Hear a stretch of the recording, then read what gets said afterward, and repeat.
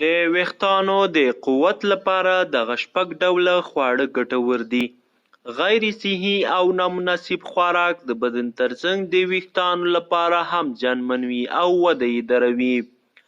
د خوراکي توکو کارپوهان شپږ داسې توکي په ګوته کوي چې استعمال یې ویښتانو ته وده ورکوي.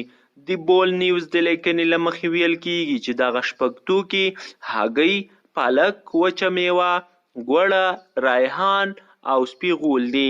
د خوراکي توکو کارپوهان وایي چې هګۍ په خپل جوړښت کې د ویښتانو د ودې لپاره اړین ویټامینونه لري او پالک هم له هغه خوراکي توکو څخه ده چې ډېر ویټامینونه او غذایي توکي لري.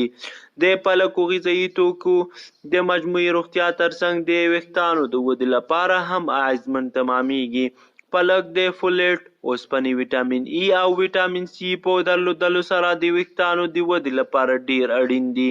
لکه څنګه چې د خوراکي توکو کارپوهان وایي که چېرته دغه خوراکي توکي په خپلو ورځنیو خواړو کې استعمال شي نو سره له دې چې ډېرې روغتیایي ګټې لري ترڅنګ یې ویښتان ځواکمنوي، ګڼوي او وده ورکوي.